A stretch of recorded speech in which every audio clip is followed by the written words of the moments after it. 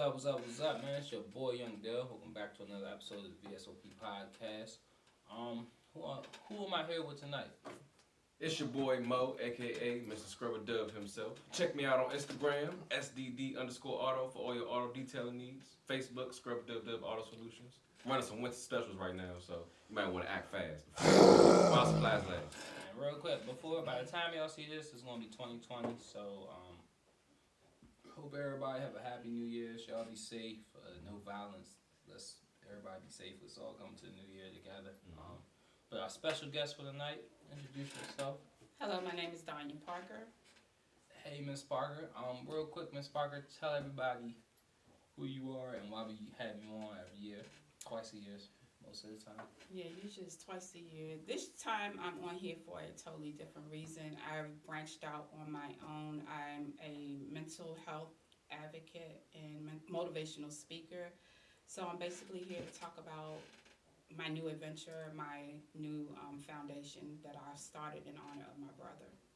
Okay, and what's that foundation called? It's called the Rock for Life Foundation, and it's basically to bring understanding, awareness, education to mental illness and suicide prevention. And before we move on, because I'm going to have you do this at the end of the episode too, could you go ahead and plug your foundation, social media, the website? Okay, so the website is being vamped, so everything is really easy. Just Google the Rock for Life Foundation. That's Facebook, Instagram, and our website will be coming active at the beginning of the year. So I'll get right into it, Ms. Parker, and congrats on that, starting Thank your you. own foundation. You definitely partnered up with you for, I want to say, 2 events under the Rock for Life imprint, if I'm correct. But what made you leave ASFP? So, being a part of a large organization, granted I've learned a lot being with American Foundation for Suicide Prevention. I started with them, and so let me go back. So in 2013, my family did our first suicide prevention walk. And after that, I decided to become a volunteer to start help bringing awareness, also to help doing the walks and all of that. So over the years, I've done a lot of volunteer work with them. I've done a lot of tabling events. 2017 and 2018, I became the actual walk chair for the DC Out of Darkness walk. And they were both held at the Lincoln Memorial, raising over $300,000 for each event. Wow. So being a part of that, I think sometimes once you get out, I guess once you become a large foundation, sometimes you might end up losing focus on what's really needed. And me personally, I saw that there was more of a need within our community, that people that weren't being reached, that needed to be reached. So that was my focus, to actually branch out, smaller foundation.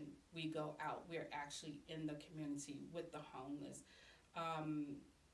domestic violence, everything like that. So that was where I saw the need, so that's why I decided to do the foundation in honor of my brother. Oh, that's great. So, how has it been so far? Was it hard for you to get it started? It wasn't hard for me to get it started. It was just hard for me to actually push myself to keep going forward. Because sometimes I was my own stumbling block. I was nervous about doing certain things. I wanted to make sure that I was doing right by the people. That one, I had to make sure I was together first as well. So I've taken a lot of different trainings on my own to get certification, because I don't want to go out here and tell you, oh, you need to do X, Y, Z, but I don't know how to tell you how to do that. So that was one of the things, and making sure I'm doing all the right things, getting all the guidelines in order, the organization, the nonprofit, make sure everything is in play, and that I'm also being my best self, because dealing with the death of my brother, I had to deal with my own emotions, my own problems and stuff like that. So it's a hard pill to swallow, but I'm here now, so that's it. I know you said that the foundation was in honor of your brother. So can you tell us a little bit more about the name of the foundation? It's the Rock for Life. So how did you come up with the name of the foundation? So his nickname is Rocky. So we pretty much played on the rock part. So rock is a hard stone. So I think, there was a purpose behind this. I just got to remember the purpose behind it. But no, the rock is a foundation. It's part of a foundation. So that was the part of it. And being strong, and a rock to me is very strong. So that was basically it in so many words. I like it. It's catchy. Thank you. It was hard, but thanks to my cousin Tasha, who is actually the vice president, she was the one who helped. Teamwork. Yeah. So far, when did you guys actually start in 2018? We started, so I think it was 2016, maybe it's 2016 or 2017. We did the pizza party in the park, because you all have always been my number one team players, always been there for me. So we started doing the pizza party, which we would do on the weekend of his birthday, which is usually that Sunday, which is the weekend of his birthday. We would do a pizza party with you guys in Franklin Square. Yeah. So I think we did the first year was 2017. 2017. Okay. So the foundation started pretty much in 2018, and then all the paperwork, and we're finalizing everything now. So we've been out there strong, again, along with you guys. We've been doing a lot of things, but now everything is pushing with the foundation, because 2018 we did the Thanksgiving dinner at the church. Yeah. Well, we did the 200 dinners, and then this year we did Thanksgiving turkeys with community. I'll make sure I get it right. Community United Methodist Church, and the Reverend is LaTosca Nelson. So she's been a wonderful person. She's been helping us as well, along with you guys. She's been right there. Yeah. And we also did the thing, I want to say in the summertime. Oh yeah, the back to school drive. back to So school we've done the drive. back to school drive, and also we forgot the other thing, the food drive. Yeah. Yeah. So we got I think we did a back to school drive last year. last too. year. Yes. Yeah. So. Oh, so it's been more than 2. Yeah, we've been holding strong together for a minute, but yeah, I'm just hoping that we can reach more people this year. And I think if more people start talking about mental illness, it'll stop being a stigma. And especially, and this is one of my biggest things and one of my biggest focus too, is our youth. Our youth are struggling hard. And I tell people, if as adults we can't understand what's going on, think about how a child is feeling. And I've read several articles. I was just reading an article on a young girl in a DC school, how she's gone through depression and stuff like that. And a lot of our kids are suffering, but they don't know how to approach the adults. Because we look at them like, okay, you're a child, you're just having a moment. Okay, yeah, they are. And just like you're having a moment. Let's talk to our kids more. Let's talk about it more.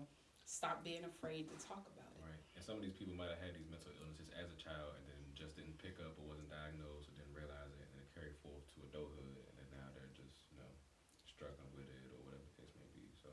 And that's it right there in a nutshell, point blank. And you got to think about the kids that I'm talking about. That's what they're going to go through if we don't address it now. Cycle. Yep. There's a lot of bullying going on. And Oh, all that wow. kind of stuff. Yeah. So that's affecting stuff too.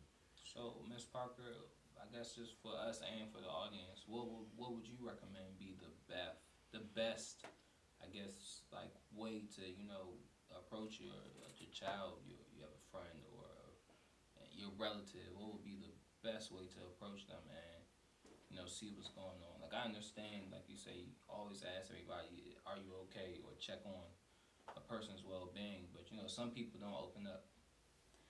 The only thing I can tell you is basically just ask the question. If you feel that somebody is having a hard time, or you can sense something is not the same with somebody, ask the question. 9 times out of 10, it's going to be a hard question, and they might not come forward. They might not say anything, but just always let them know that you are here for them. We got to be mindful of some of the things that we say, as certain words, crazy, this, that, and other. It's certain things we got to be mindful of not to say around people, because that draws them back again into that shell as not wanting to speak out. You got to be careful what you say around people, how you treat people, and just keep letting people know, I'm here for you.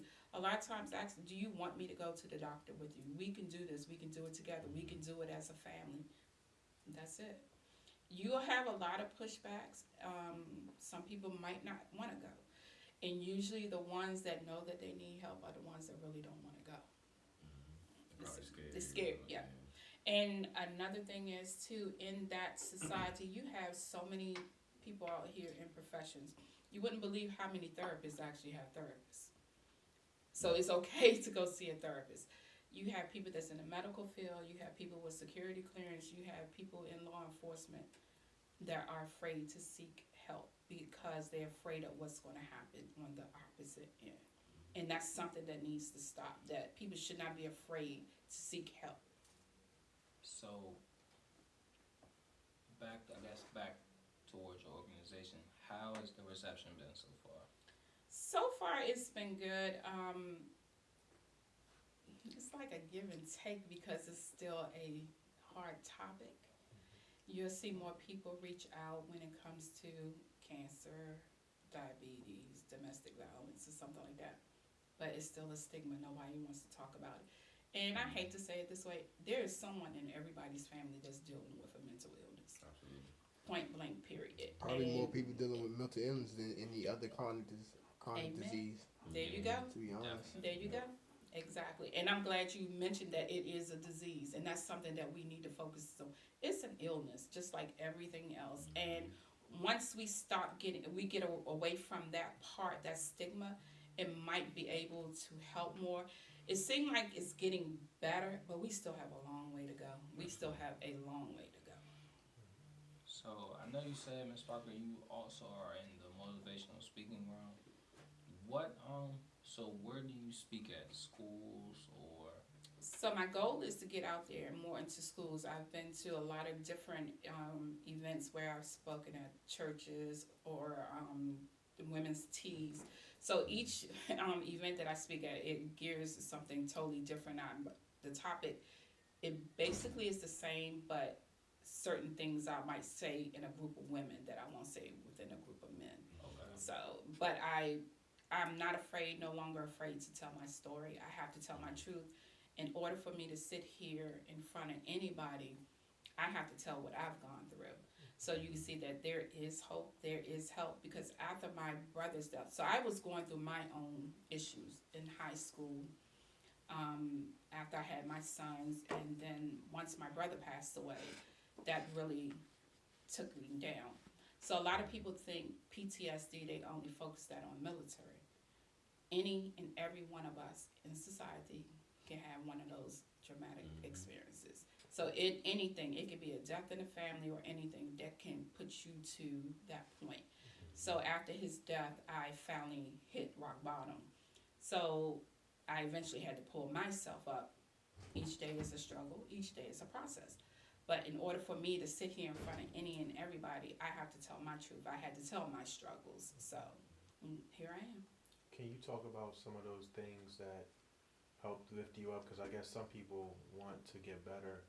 They just don't know where to begin. You know, like I know you talked about speaking out to individuals, but what are some things like some self-care techniques, I guess you could call them, that help, you know, get you to speak very highly and be able to talk and tell your truth?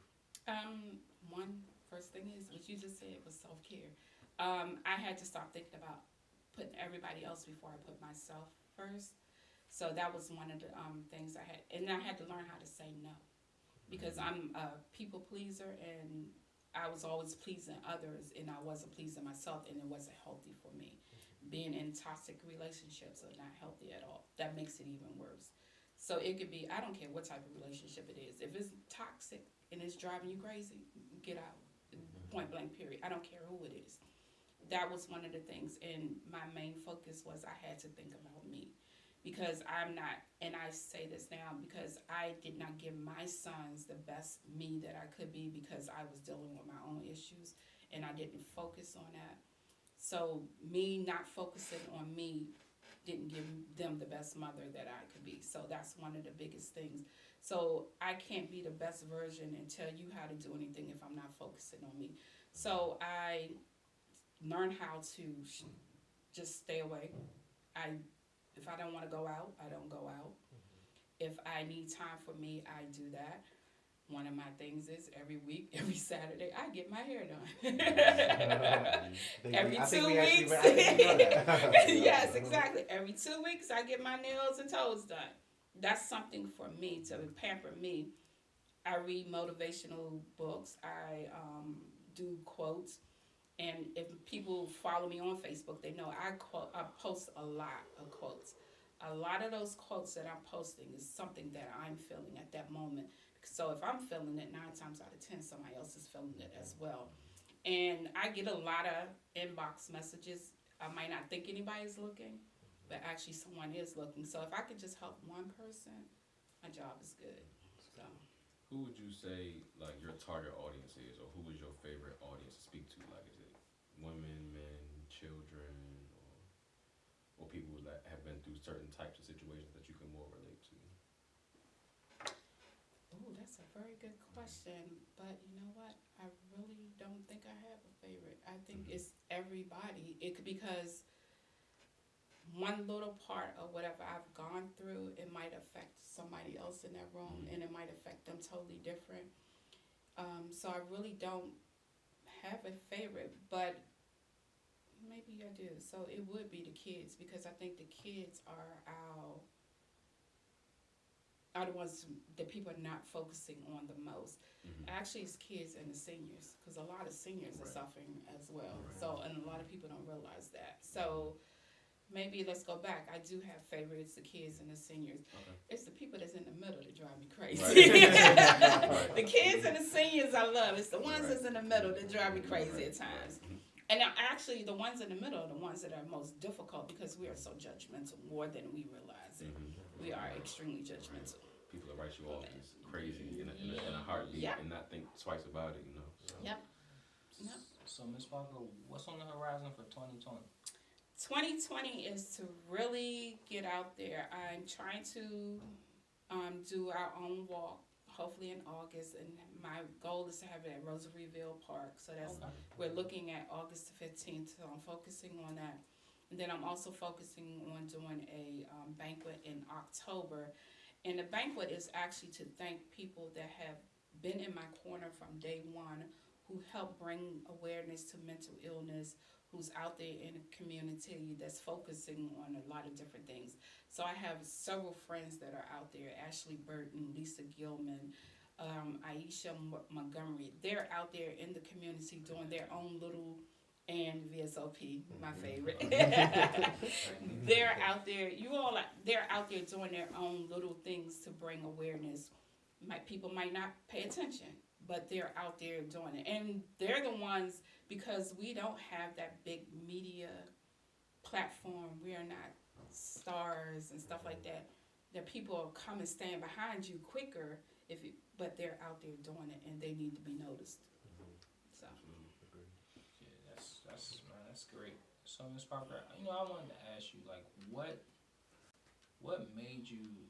I know, just your brother's passing kind of inspired you, but what made you just be like, yo, I wanna get my message out to the world, and I don't care if I reach one person or 100,000 people.